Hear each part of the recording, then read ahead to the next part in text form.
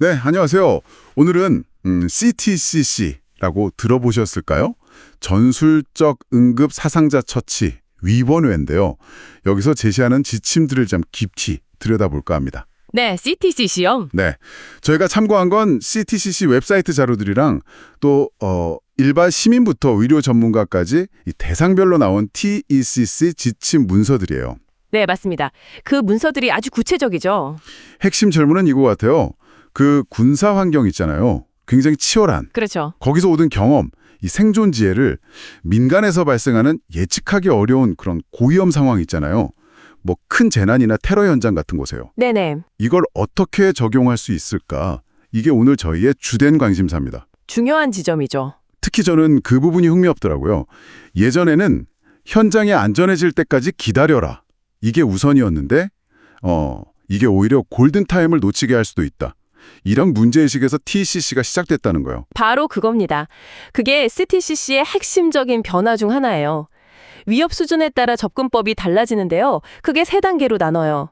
직접 위협, 간접 위협, 그리고 후송 단계. 아, 단계별로요? 네. 근데 이게 뭐 단순히 여기는 위험구역, 저기는 안전구역 이런 지리적 구분이 아니고요. 실제 현장의 위협 정도에 따라서 판단하는 겁니다.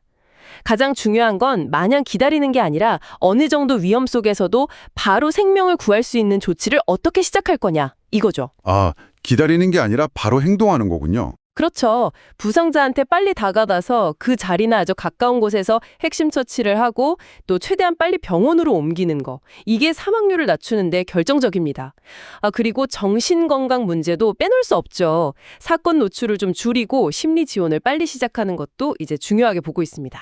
위협 속에서도 즉각적인 처치가 핵심이다. 그럼 정말 많은 처치들이 있을 텐데 그중에서 딱 하나 뭐랄까 생사를 가르는 가장 첫 번째 단추는 뭘까요?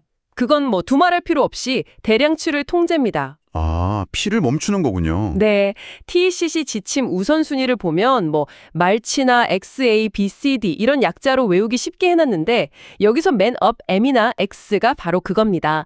Massive Hemorrhage, 생명을 위협하는 심각한 출혈이요. 이걸 놓치면 사실 다른 처치들이 다 의미가 없어질 수도 있어요.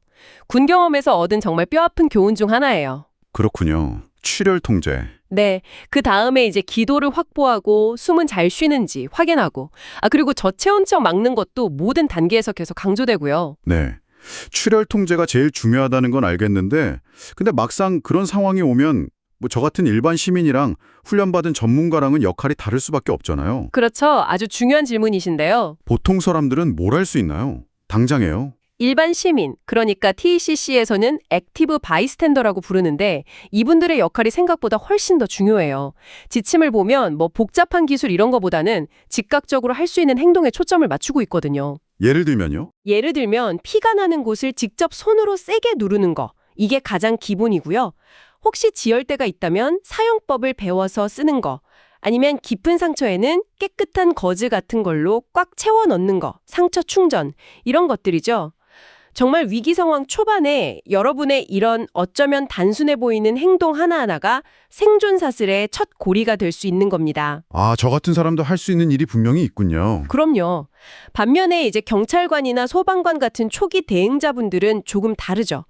본인의 안전 확보나 임무 완수를 생각하면서 기본적인 응급처치, 예를 들어 지혈대 사용이나 코로 관을 넣어 기도를 확보하는 비인두 기도기, NPA 사용, 또 가슴에 구멍 났을 때 막아주는 거 이런 걸 같이 수행하게 됩니다. 그럼 의료 전문가들은요? 당연히 더 많은 걸 하시겠죠. 네, 그렇죠. BLS나 ALS, 그러니까 응급구조사나 의료진들은 더 전문적인 기도 관리, 정맥이나 뼈에 직접 주사바늘을 꽂아서 수액이나 약물 통로를 확보하는 거, 지혈을 돕는 TXA 같은 약물 투여, 또 수액 치료 같은 걸 하고요. 필요하면 더 나아가서 가슴에 바늘을 찔러서 공기를 빼주는 거나 목 앞쪽을 작게 절개해서 숨기를 만드는 윤상갑상막 절개술 같은 침습적인 처치까지도 고려할 수 있습니다. 와, 듣다 보니까 되게 구체적인 내용들이 많네요. 그 지혈대 말인데요. 그냥 세게 묶으면 되는 게 아닌가 봐요.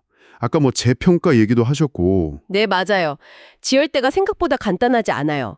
처음에는 급하니까 옷 위로 최대한 높게 그리고 아주 단단하게 적용하는데요. 근데 일단 상황이 조금이라도 안정되면 반드시 옷을 제거하고 상처 부위를 직접 눈으로 봐야 해요. 그리고 나서 상처 바로 위 한 2, 3인치 정도 되는 지점에 정확하게 다시 매거나 아니면 다른 지혈법으로 바꿀 수 있는지 판단해야 합니다. 아, 위치가 중요하군요. 네. 특히 병원까지 가는데 2시간 이상 걸릴 것 같다 이러면 지혈대를 계속 유지하는 것보다 다른 방법으로 바꾸는 걸 심각하게 고민해야 하고요. 그리고 아까 혈압을 일부러 좀 낮게 유지한다는 말씀도 하셨는데 그건 왜 그런 건가요? 보통 혈압 떨어지면 위험하다고 하잖아요. 네, 그게 저혈압 허용 전략이라는 건데요. 머리 부상이 없는 피를 많이 흘리는 쇼크 환자에게만 아주 제한적으로 쓰는 방법이에요. 혈압을 너무 정상까지 확 올려버리면 힘들게 멎었던 피가 다시 터져 나올 수가 있거든요. 그걸 막으려고 일부러 혈압을 약간 낮은 상태로 유지하는 거죠. 무조건 수액을 많이 주는 게 좋은 게 아니라는 인식이 생긴 겁니다. 아하, 그렇군요. 네, 또 하나 중요한 게 사건 초기에 총상이나 자상 같은 관통상 환자한테는 심폐소생술, 그러니까 CPR이 효과가 별로 없을 수 있다는 점이에요. 이것도 군의 TSCC 경험에서 나온 중요한 교훈이고요. 이 모든 내용들이 결국 군대의 TSCC 원칙을 민간 환경의 여러 조건들, 뭐 자원이나 법규, 환자 특성 이런 차이를 고려해서 조정한 결과라고 보시면 됩니다. 네, 정리를 좀 해보면 결국 TCC라는 건 군 경험을 바탕으로 민간의 고위험 상황에 맞게 만들어진 어떤 원칙 기반의 시스템이다. 네, 맞습니다. 그리고 위협 시준에 따라 우선순위를 정하고 특히나 생명을 위협하는 그 대량 출혈을 즉시 막는 것이 무엇보다 중요하다는 거군요. 정확합니다. 그리고 저는 이 지식이 단순히 그냥 그렇구나 하고 넘어갈 정보가 아니라고 생각해요. 이게 정말 만에 하나 혹시 모를 위기 상황에서 여러분 자신이나 주변의 소중한 사람을 구할 수 있는 어떤 기본적인 힘이 될 수 있거든요. 그렇죠. 아는 것만으로도 다르겠죠. 네. 원리라도 알고 있으면 당황스러운 상황에서도 조금은 더 침착하게 대처할 가능성이 높아지니까요. 실제 상황 대처 능력을 키우는 정말 중요한 첫걸음이 될 수 있습니다. 네, 오늘 말씀 잘 들었습니다. 마지막으로 이런 질문을 한번 던져보고 싶네요. 우리 사회는, 그리고 지금 듣고 계신 여러분 각자는 이런 생명을 구하는 중요한 원칙들을 실제 긴급 상황에서 과연 얼마나 효과적으로 적용할 준비가 되어 있을까요? 지침을 아는 것을 넘어서 그 다음 단계는 무엇이 되어야 할지 한번 생각해 보시면 좋겠습니다.